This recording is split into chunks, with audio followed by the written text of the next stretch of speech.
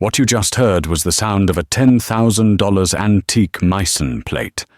It was the fifth one that week.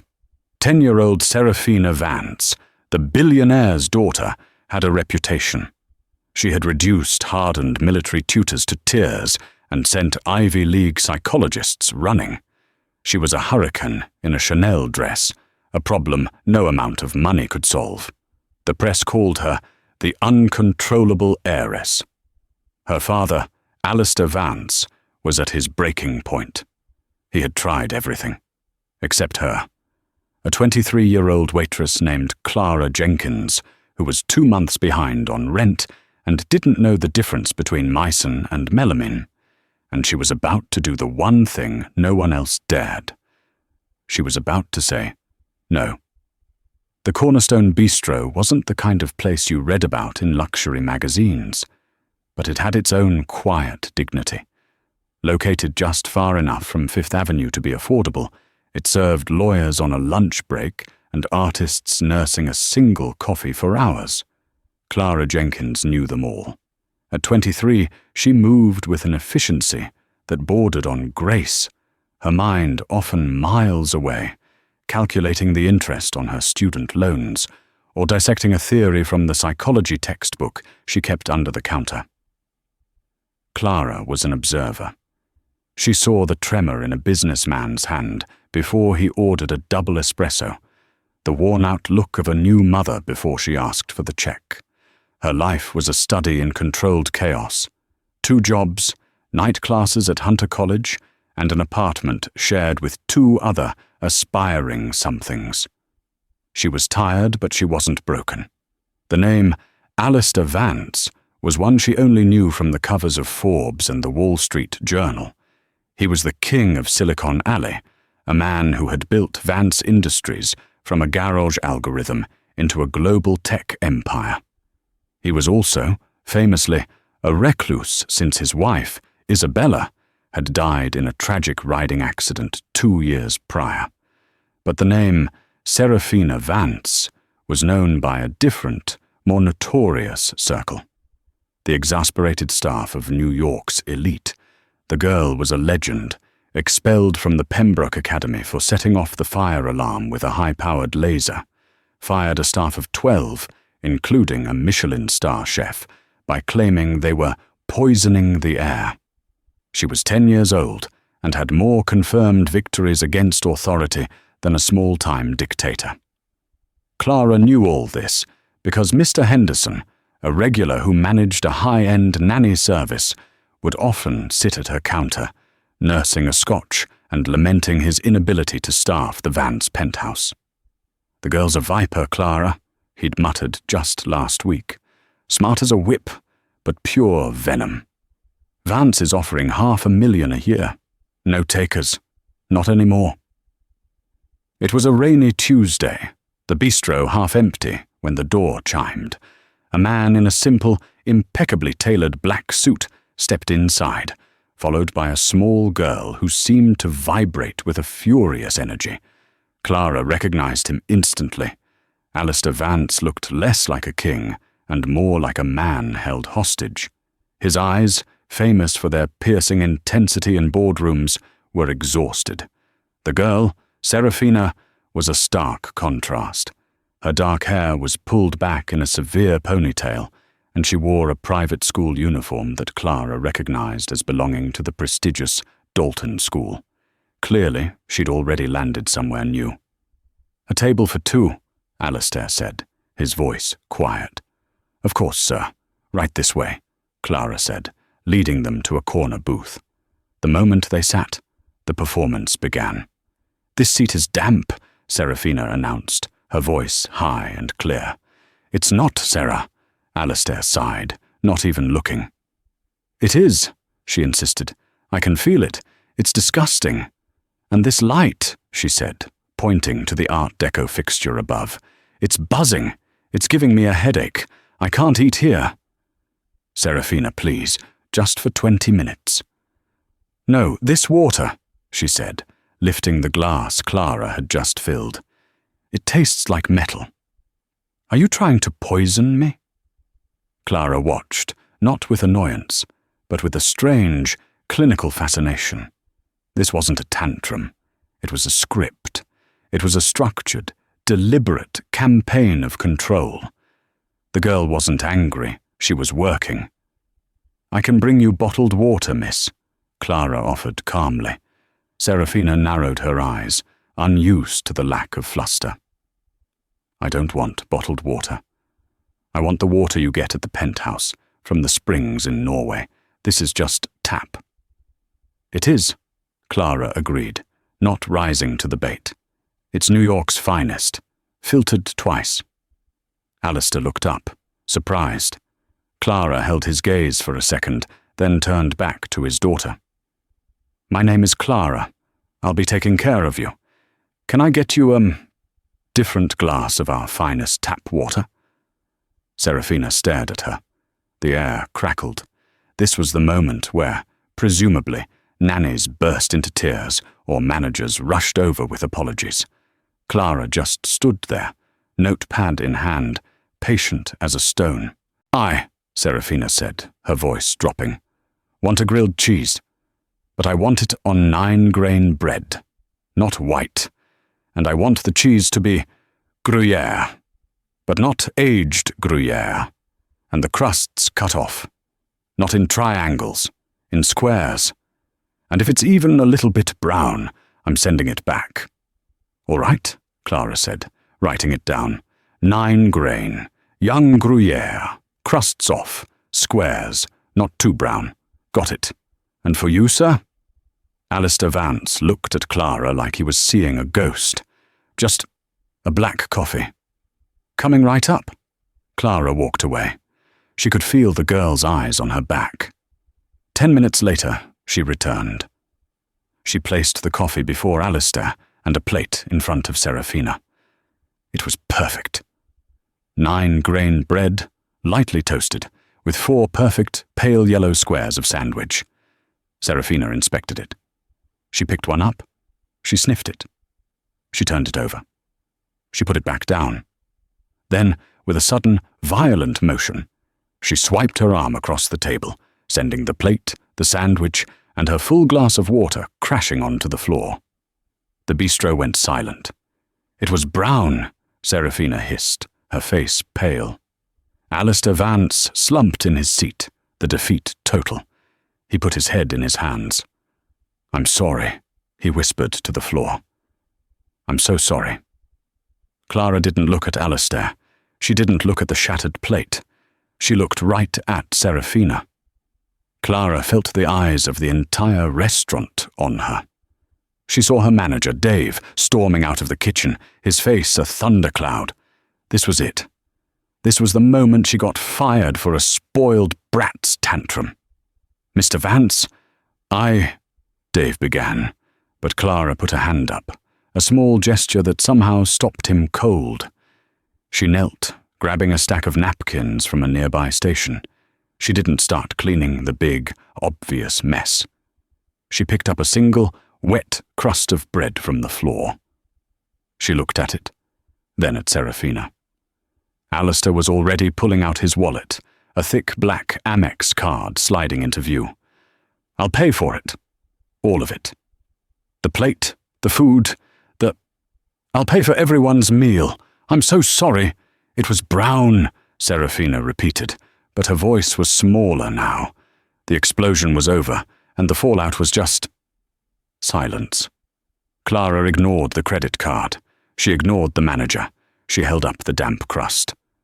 "You're right," Clara said, her voice quiet but carrying in the silent room. "This side is a little darker than the other. My mistake. I should have checked." Serafina's head snapped up. Her jaw literally dropped. Of all the possible reactions, screaming, crying, placating, threatening, simple, factual agreement was the one she had never encountered. "But I have a question," Clara continued, still kneeling, bringing herself down to the girl's eye level. "The throw, was that a 10, or just like a 7.5? The plate got good distance, but the water splash was a bit messy, not very contained." Alistair's head rose from his hands. Dave, the manager, looked like his brain had short-circuited. Serafina was speechless. She just stared. "I'm just saying," Clara said, starting to gather the broken ceramic pieces. "If you're going to make a scene, it should be epic." That was... okay. A little derivative of the table flip trope. "You seem smart. I bet you could come up with something more original." A tiny, almost invisible flicker of a smile played on Serafina's lips before she snuffed it out. "Shut up," she muttered. "I'm serious," Clara said, standing up. "All that energy and for what? A wet floor. Lame. Now, are you still hungry, or was that just performance art?" I'm not hungry." "Okay, then you'll just have to sit there while your dad drinks his coffee. Which, by the way, is getting cold." Clara calmly cleaned up the mess. She brought Alistair a fresh coffee and a new glass of water for Serafina. She didn't apologize. She didn't coddle. She just was. For the first time, Serafina Vance was silent. She didn't complain about the light. She didn't tap her feet. She just sat there, watching Clara wipe down the booth, her expression one of profound and utter confusion. Alistair drank his coffee. He paid the bill, which included a generous but not obscene tip for the broken plate, and stood up. "Thank you," he said to Clara. His voice was hoarse. "It's my job," she said. As they walked to the door, Serafina looked back over her shoulder. Her eyes met Clara's. Clara gave her a small, non-committal "see ya" shrug. Serafina didn't smile, but she didn't scowl. She just looked. An hour later, as Clara was finishing her shift, Dave called her into the office. "I don't know what that was, Jenkins," he said, rubbing his temples, "but my heart can't take it. Don't do it again." "Do what?" "Whatever that was. Just... here." He handed her the phone. "Alistair Vance's personal assistant called. She wants you to call this number. Said it's urgent." Clara looked at the piece of paper. It wasn't just a phone number. It was a summons. She felt a cold pit of dread in her stomach. She was either about to be sued or offered something she couldn't possibly handle. She wasn't sure which was worse. That evening, from her cramped apartment, she made the call. "Ms. Jenkins, Mr. Vance would like to see you. His car will be outside your building in 1 hour." It wasn't a question. An hour later, a black, gleaming Mercedes S-Class, the kind that whispered of silent old money, was parked at her curb. As she got in, she felt like she was stepping into another dimension. The car pulled away, heading uptown towards the park, towards the kind of wealth that didn't just buy things, but bought people. The Vance Industries building was a shard of glass and steel piercing the midtown skyline. Clara was escorted directly to a private elevator, which opened not into a reception area, but into Alistair Vance's penthouse office. The room was vast, with floor-to-ceiling windows overlooking Central Park, which looked like a dark, rectangular blanket from this height. The space was minimalist and cold, decorated with art that was probably priceless, but felt impersonal. Alistair Vance was standing by the window. He didn't look like the defeated man from the bistro. Here, surrounded by his power, he was formidable. "Ms. Jenkins, thank you for coming." "You didn't give me much of a choice," Clara said, clutching the strap of her messenger bag. A smile touched his lips. "No, I suppose I didn't. Please, sit." Clara sat on a leather sofa that probably cost more than her car. "I'll be direct," Alistair said, turning to face her. "What I witnessed today, no one has ever done that. You didn't placate her, you didn't yell at her, and you didn't break. I was just doing my job. No, you were doing something else. You saw her. Everyone else sees a monster or a paycheck. You saw something else. What was it? Clara thought for a moment. I saw a kid who's really good at her job, and her job is to make everyone leave. Alistair nodded slowly. She is very good at it. She's been through 7 nannies in 6 months, 3 specialized behavioral therapists, the Pembroke Academy, Dalton. She's on the verge of being expelled again. I am at the end of my rope. I'm a man who can solve multi-billion-dollar logistical problems, but I can't reach my own daughter. The vulnerability was back, more potent in this setting of immense power. Mr. Vance, I'm a waitress. I'm studying psychology, but I'm not qualified for this. The qualified people have all failed, he said, walking to his desk. They come in with their degrees and their methods, and she eats them alive. They're afraid of her, or they're afraid of me. You were afraid of neither. He turned. I want to hire you, Ms. Jenkins. Not as a nanny, not as a tutor, as a companion, a handler. I don't know what to call it. I want you to spend time with her. After school, weekends. Do what you did today. Whatever that was. Clara's mind reeled. I can't. I have my job. I have school. I will pay you, Alistair said. $400,000 a year. Clara stopped breathing. That was a number so large it was abstract. It was freedom.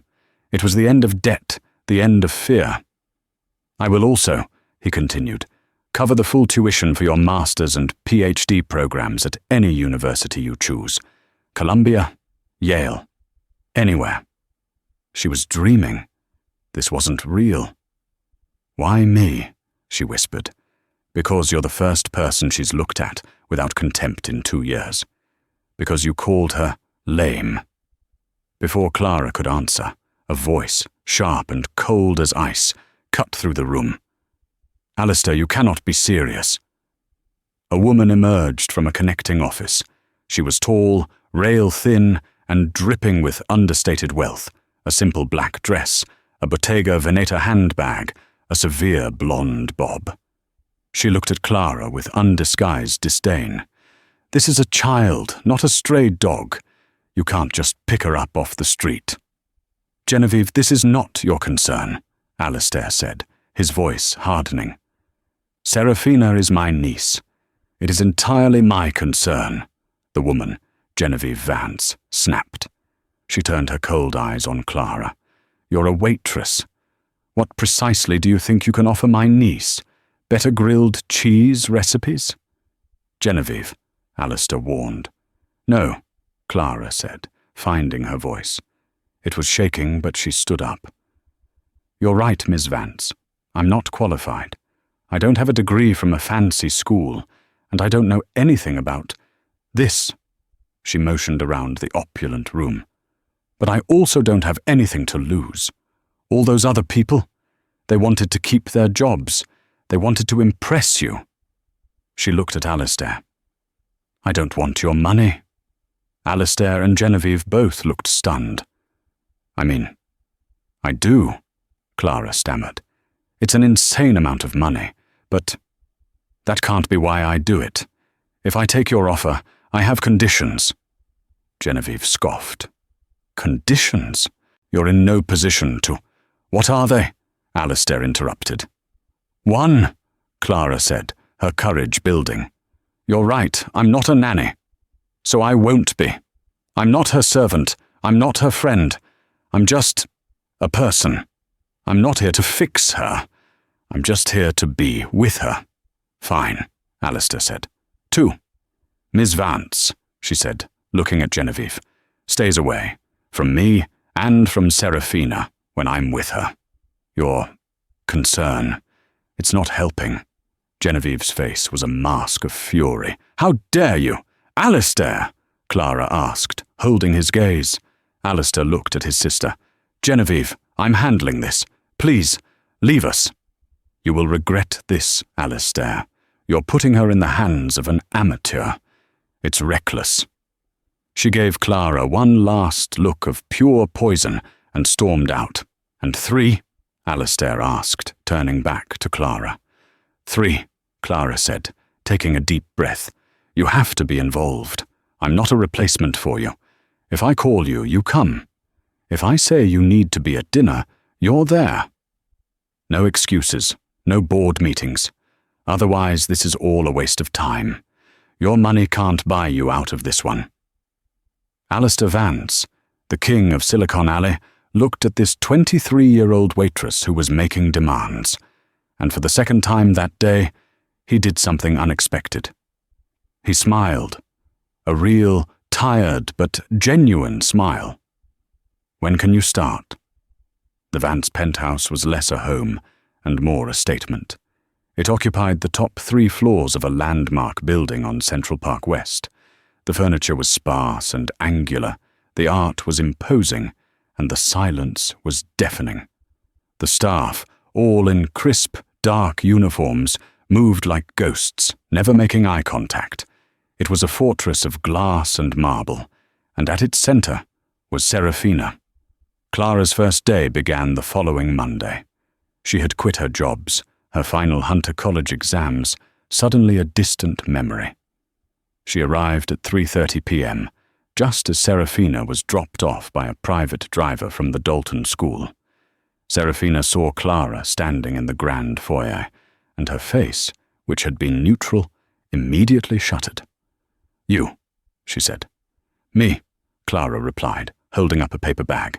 I brought you a grilled cheese, on 9 grain, young Gruyere, crusts off, squares, and not too brown. Serafina stared at the bag. I'm not hungry. Okay. Clara sat down on an uncomfortably modern bench, opened the bag, and took out a sandwich. I am. She sat there and ate the grilled cheese. Serafina watched her, her arms crossed. You're not supposed to eat here, Serafina said. Where am I supposed to eat? In the kitchen, with the staff. Your father hired me as a companion, not staff, Clara said, taking another bite. Besides, this bench is, well, it's terrible, but it's here. Want a bite? No, I have homework. Serafina spun on her heel and marched up a floating glass staircase. Okay, I'll be down here, Clara called after her. For 3 hours, Clara sat in the foyer. She read her psychology textbook. She did a crossword puzzle. She explored the first floor, noting the distinct lack of anything personal. There were no photos, no clutter, no life. At 6:30 p.m., a chef quietly announced that dinner was served. Clara went to the dining room, a cavernous space with a table that could seat 30. 2 places were set, 1 at each end. Serafina appeared, sat down, and unfolded her napkin. Clara sat at the opposite end. Could you pass the salt? Clara asked. The salt shaker was a good 20 feet away. Serafina looked at her, then at the salt, then back at her. No. Okay. Clara got up, walked the length of the table, got the salt, and walked back. They ate in silence. The food was exquisite, pan-seared scallops with a saffron risotto. Serafina picked at hers. So, Clara said, what's the deal with this school? Dalton, better or worse than Pembroke? It's boring, Serafina said. What's boring about it? Everything. The teachers are stupid. The kids are stupid. Everyone's stupid? Yes. Must be lonely, being the only smart person in the whole building. Serafina's fork paused halfway to her mouth. You're stupid, too. Probably, Clara agreed. I'm failing my advanced statistics class. It's brutal, but I'm pretty good at spotting a liar. Serafina put her fork down.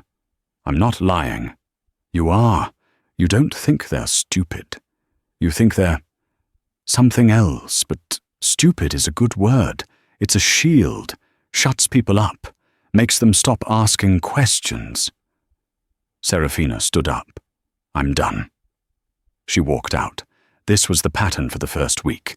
Serafina would test, Clara would deflect.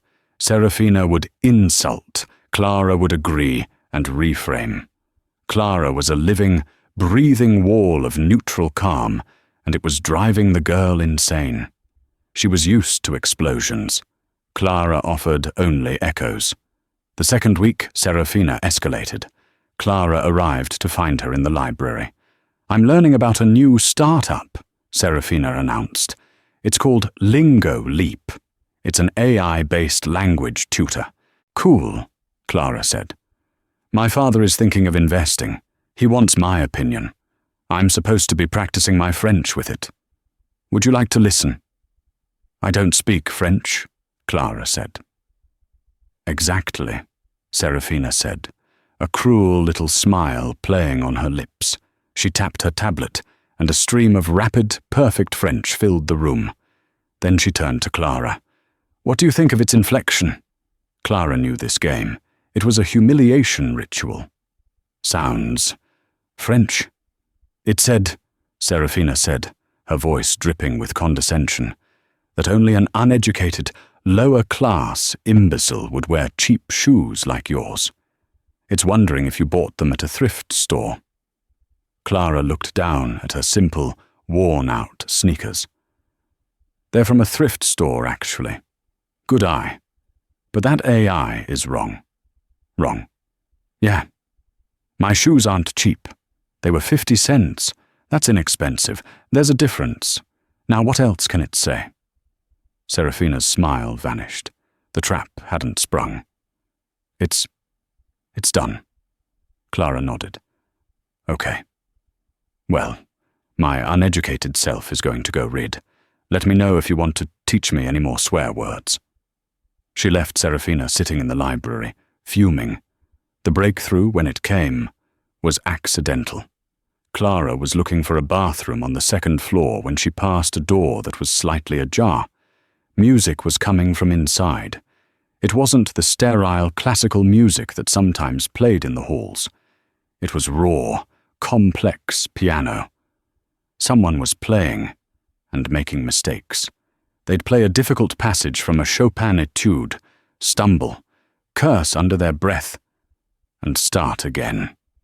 Clara pushed the door open. The room was dark, clearly unused, and covered in dust cloths. Everything was shrouded, except for a massive, gleaming Bösendorfer grand piano, and sitting at it was Serafina. She wasn't just playing. She was attacking the keys, her small face knotted in a concentration so fierce it was almost painful. The music was beautiful, but filled with a desperate, lonely anger.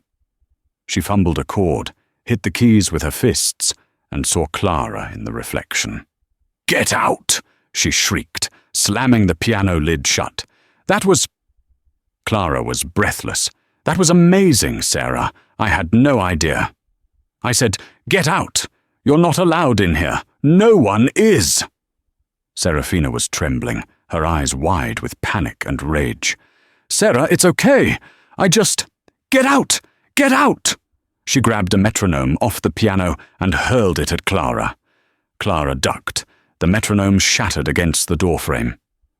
"Okay," Clara said softly, backing out of the room. "I'm going. I'm sorry." She closed the door, her heart hammering.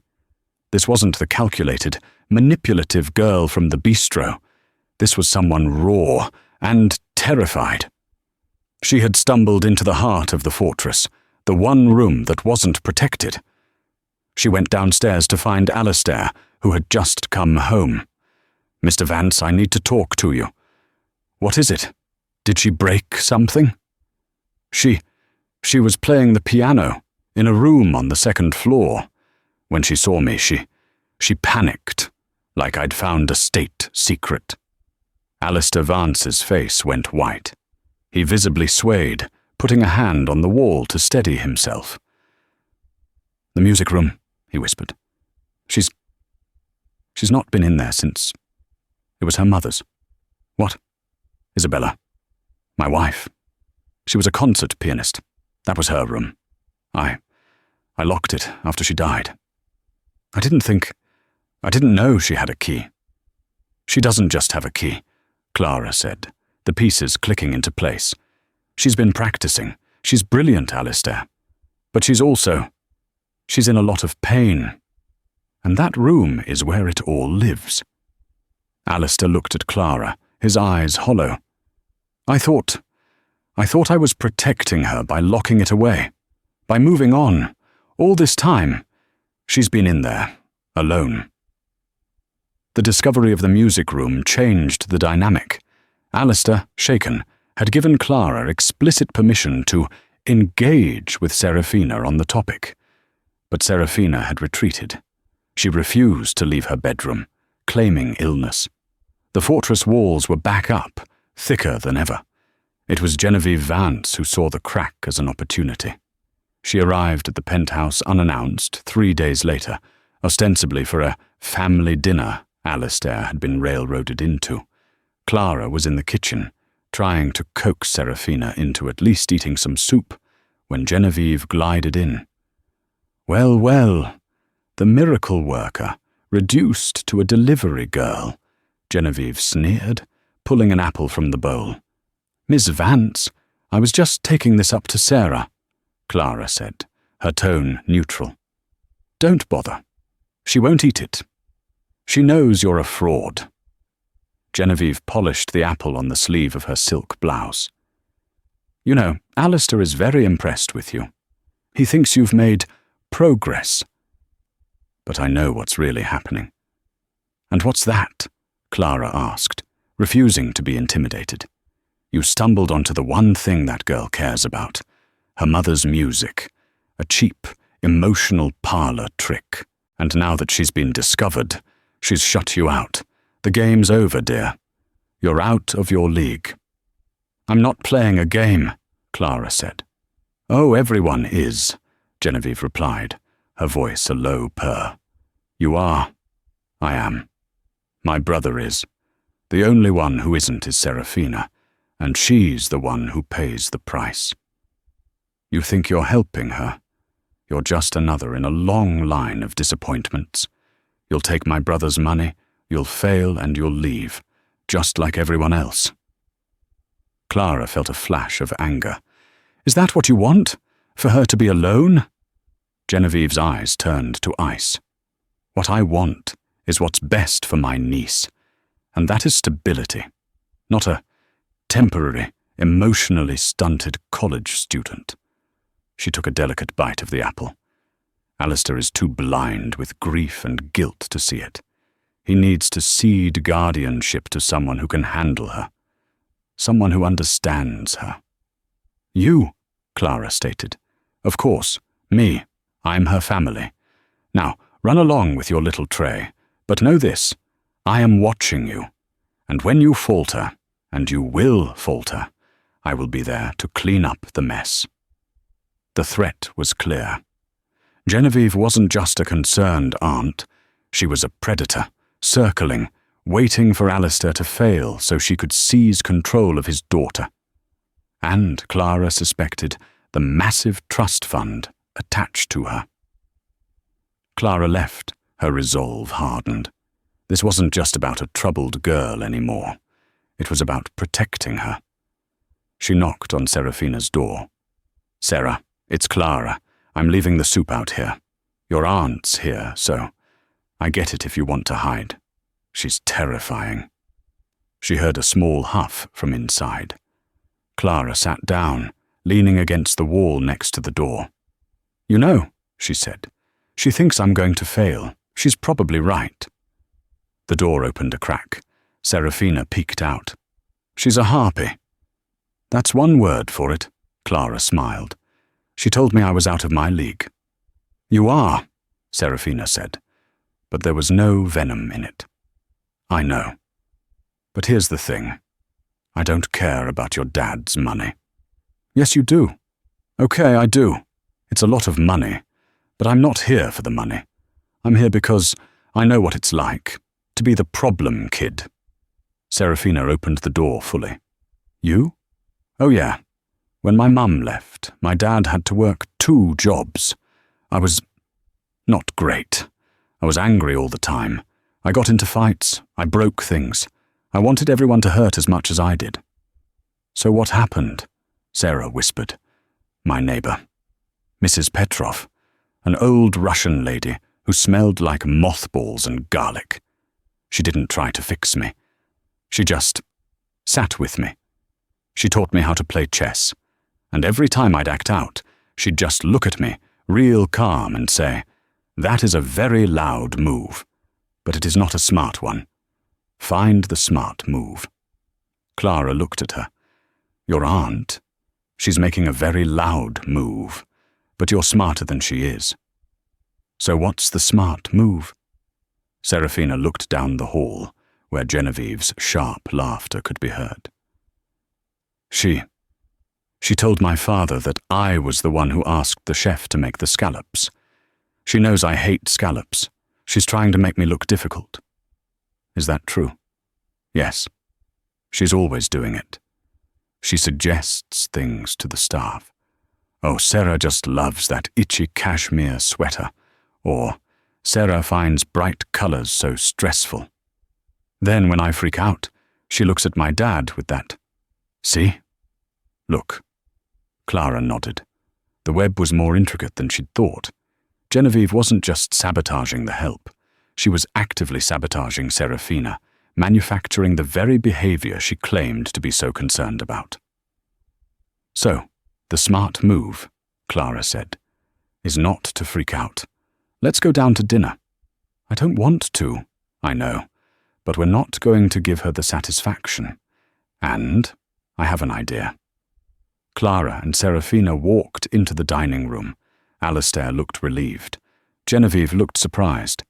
"Serafina, darling, you're feeling better." "I was so worried," Genevieve gushed. "I'm fine, Aunt Genevieve," Serafina said, taking her seat. The main course was served. It was duck à l'orange. "Oh, wonderful," Genevieve trilled.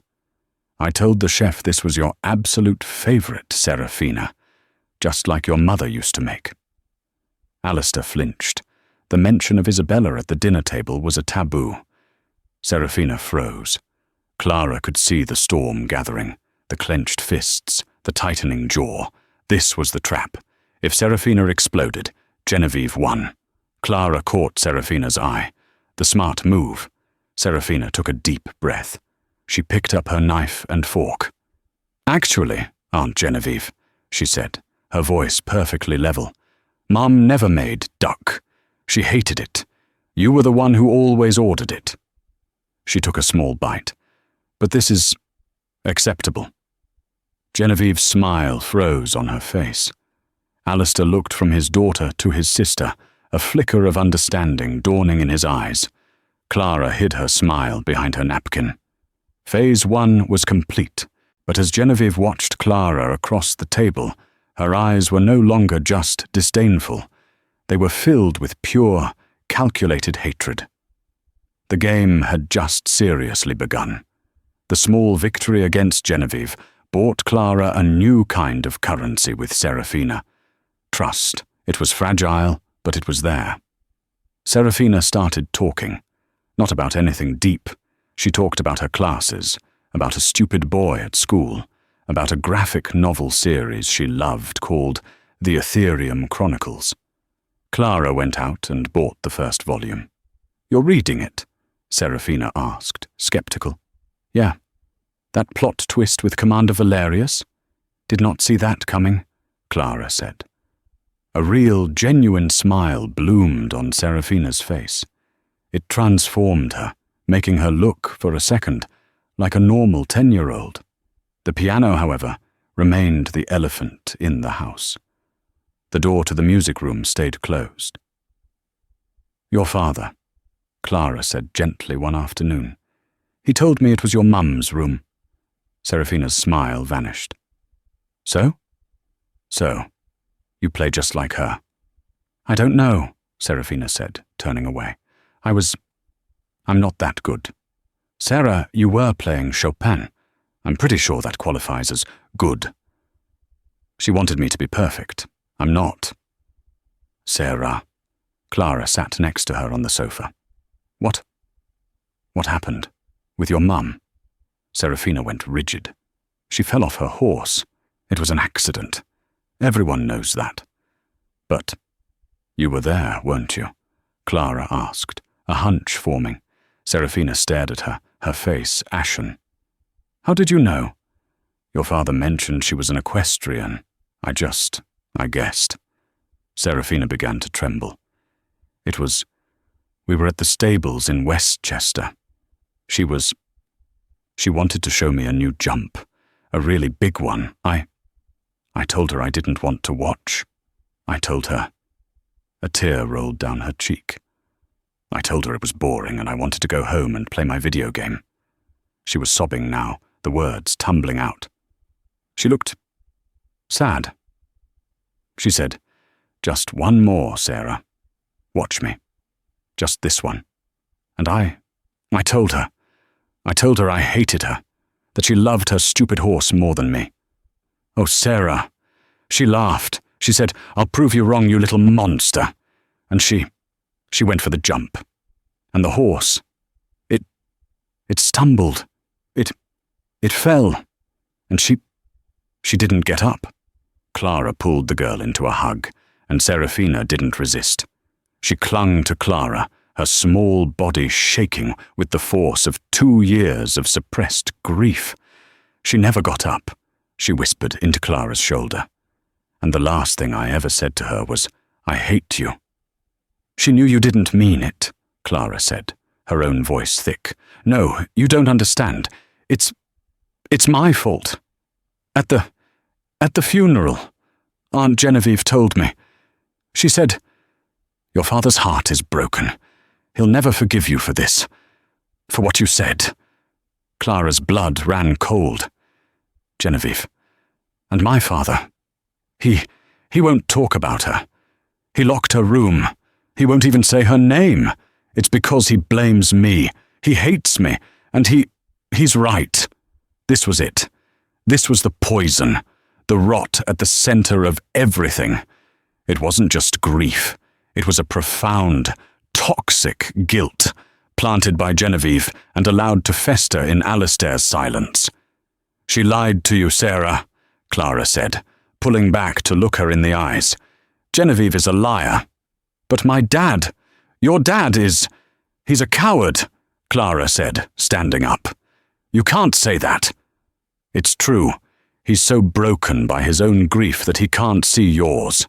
He's not staying silent because he blames you. He's silent because he thinks if he doesn't say her name, it won't hurt. He's wrong. And we're going to tell him." "No, I can't." "Yes, you can. I'm not letting her win. I'm not letting her do this to you." Clara grabbed her phone and dialed Alistair. "You need to come home. Now." "Clara, I'm in the middle of a—" "I don't care if you are negotiating peace in the Middle East. Serafina needs you. Get here, now." She hung up. 25 minutes later, Alistair Vance burst into the penthouse, his face pale with panic. "What's wrong? Is she hurt? What happened?" He found them in the living room. Serafina was sitting on the sofa, her face red and swollen from crying. Clara was standing opposite her, like a sentinel. "What is this?" Alistair demanded. "She needs to tell you something," Clara said, "and you need to listen." Alistair looked at his daughter. "Sarah, what is it? What's wrong?" I, Serafina stammered, looking at Clara, who nodded. "I killed her," Serafina whispered. Alistair's face crumpled. "What? What are you talking about?" "Mom," Serafina sobbed. "I told her I hated her, and she fell. It's my fault. I know you blame me. Aunt Genevieve said—" "Genevieve?" Alistair's voice was a dangerous whisper. He knelt in front of his daughter. "Sarah, look at me. What did Genevieve tell you? That you'd never forgive me. That I broke your heart." Alistair Vance let out a sound of such profound anguish that Clara had to look away. He pulled his daughter into his arms, burying his face in her hair. "Oh my God," he choked out. "Serafina, no, no, no, no. It was an accident. A terrible, stupid accident. It was my fault. I should have been there. I I was at the office. I've never blamed you, not for 1 second. But you locked her room. You never talk about her." "Because I was a fool," he said, his voice cracking. I thought I was protecting you. I couldn't. Looking at her things, hearing her music, it hurt too much. I've been so stupid. Oh, Sarah, I'm so sorry. I'm so sorry." For the first time in 2 years, father and daughter were not a billionaire and his problem, but just a family, grieving. They wept together in the cold, sterile living room, holding on to each other. Clara quietly slipped out, giving them space. She went to the kitchen and made them tea, her hands shaking. This was the impossible thing. It wasn't about schedules or discipline. It was about lancing the wound. Later that evening, Alistair found Clara. His eyes were red, but he looked lighter. "I don't," he started, his voice thick. "I don't have words to thank you." "Don't thank me," Clara said. "Just don't stop. This is the beginning. She needs you." "I know." He reached into his pocket. I want you to have this." He handed her a key, a small, ornate brass key. "It's the key to the music room," he said. I think it's time there was music in this house again. I'd like you both. I'd like you to open it." "She already has a key," Clara smiled. "But this one will be better." The following weeks were like spring after a long, bitter winter. Alistair, at Clara's insistence, started scheduling Sarah time in his calendar, and he kept it. They had dinner together every night. They went to the park. He even, awkwardly, sat and watched her play the Ethereum Chronicles on her console. And the music room, the door was now always open. Serafina and Clara would spend hours in there. Clara, who had taken a few lessons as a kid, would plunk out simple tunes, and Serafina would exasperatedly correct her, her fingers flying over the keys to show her how it was done. For the first time, Serafina was teaching someone else, her confidence blossoming. She was still prickly, still sarcastic, but the venom was gone. Alistair, watching from the doorway one evening, had tears in his eyes. He caught Clara's gaze and mouthed a simple, "Thank you." Genevieve Vance had been conspicuously absent. She had been, politely but firmly, uninvited from the penthouse. The silence from her end was, to Clara, more deafening than her threats. A woman like that didn't just accept defeat. The axe fell on a Thursday. Clara arrived at the penthouse to find a strange, heavy atmosphere. The staff was huddled in the kitchen, whispering. "What's going on?" Clara asked Maria, the head housekeeper. Maria, a woman who was usually warm, wouldn't meet her eyes. "Mr. Vance is in his study. He wants to see you, and Ms. Genevieve is with him." A cold dread washed over Clara. She walked to the study. The door was open. Alistair was standing behind his desk, his face a mask of stone. Genevieve was sitting in a leather chair, looking sympathetic. It was the most terrifying expression Clara had ever seen on her. "Clara, come in," Alistair said. His voice was flat. "What's wrong? Where's Sarah?" "She's in her room," Genevieve said, her voice dripping with pity. "She's very upset, as you can imagine." "What happened?" Clara asked. "Clara," Alistair said, "this morning I discovered something missing from the safe in my dressing room. A diamond necklace. It belonged to Isabella." Clara's heart stopped. "What?" "It was her favorite," Genevieve supplied. "The Riviera necklace, the one from Cartier." I don't understand. What does that have to do with me?" Alistair looked pained. "When I discovered it was gone, I asked the staff. No one had seen anything. But Genevieve, she felt she had to check something." I knew you had access to the main house, dear, Genevieve said. You're not staff, after all. You come and go. I had a dreadful feeling. So I looked in the coat closet, in the pocket of your jacket, the one you left here yesterday. She reached down and placed something on Alistair's desk. It was a small, white paper ticket. A pawn ticket, from a shop on the Lower East Side. It's dated for yesterday afternoon, Alistair said, his voice dead. We called the shop. They have the necklace. Clara couldn't breathe. No, that's not mine. I've never seen that before. I didn't take anything. Alistair, you have to believe me. Clara, he said, and the disappointment in his voice was a physical blow. Alistair, she's a very convincing girl, Genevieve said, standing up and placing a comforting hand on her brother's arm. I know this is a shock. You wanted to believe in her. We all did. But she's from a different world. The temptation. That necklace is worth over $1 million. It's understandable. Understandable. Clara's voice shook with rage. You did this! Genevieve recoiled, her hand flying to her chest. Me? Why would I do such a thing? To get rid of me. To prove to Alistair that he can't trust anyone but you. You planted that. Alistair, she's hysterical, Genevieve said, her voice firm. This is what they do. They deny. They project. It's classic. I think you need to call the police. The police? Clara whispered, the reality crashing down. Theft. Grand larceny. Alistair, Clara pleaded, turning to him. Look at me. You know me. You know I wouldn't do this.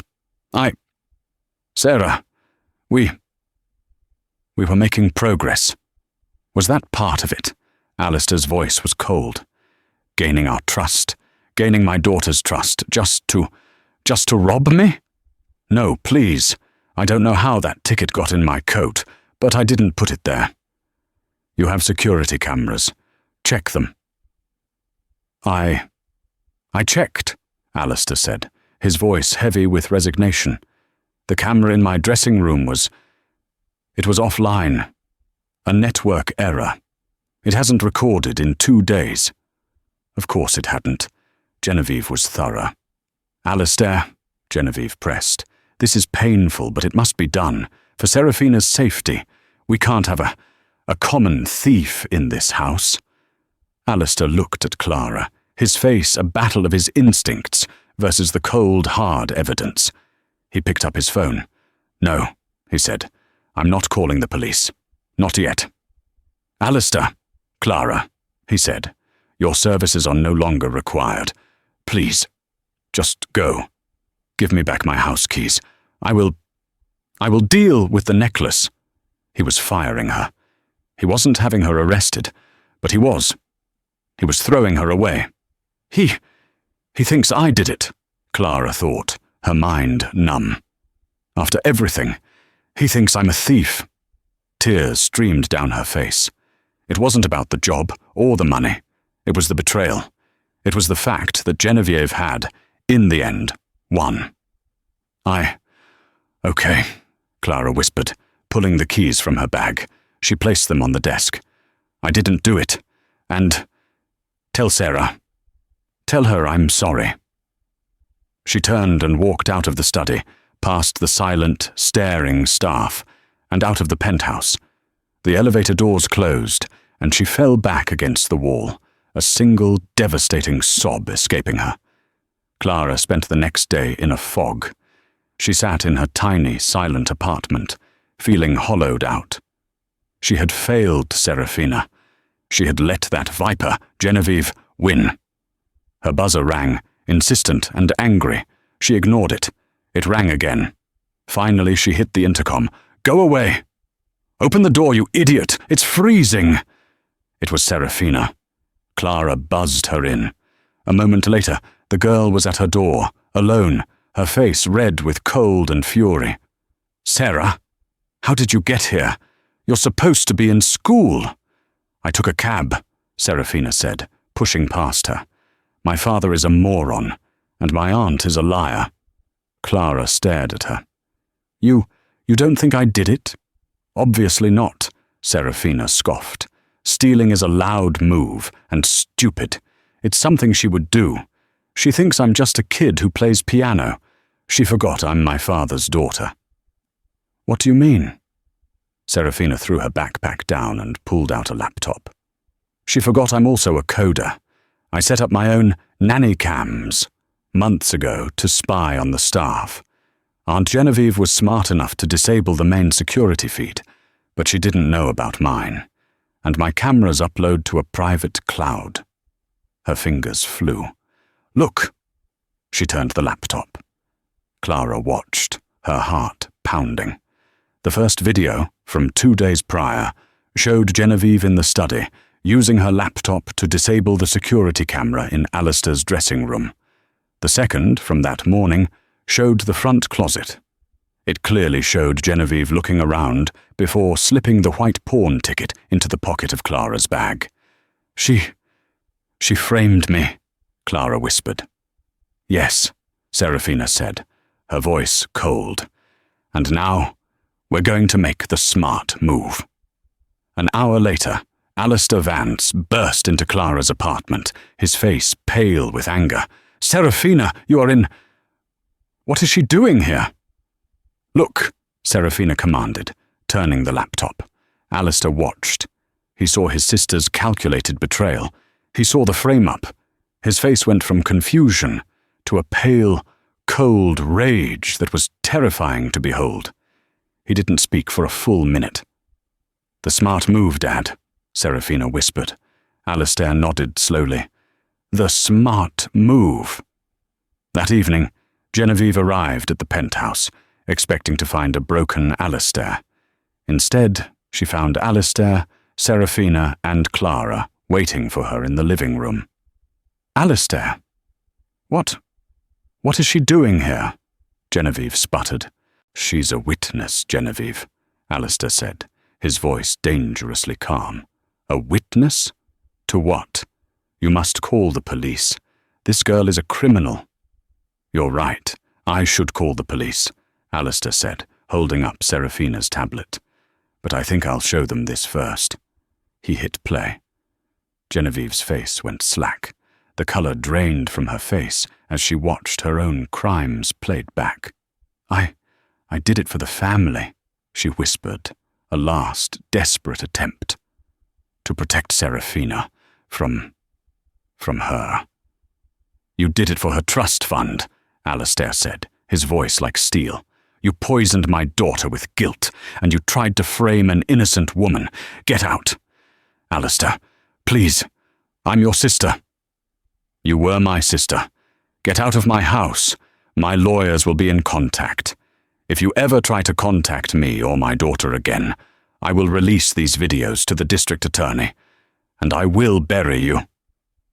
Genevieve, hollowed out and defeated, turned and fled. The door closed, leaving a profound silence. Alistair turned to Clara, his face etched with shame. "Clara, the word sorry it's not enough. What I did, accusing you, it was unforgivable." "Don't worry about me," Clara said softly, looking at Serafina. "Just don't stop. This is the beginning. She needs you." Alistair looked at his daughter, who had saved them both. "I know."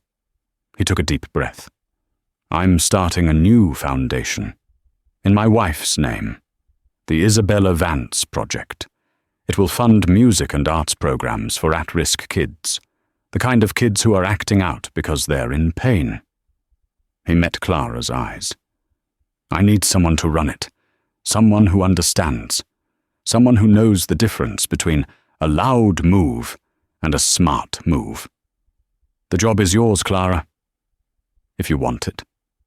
Clara looked at him, and then at Serafina, who was trying not to smile.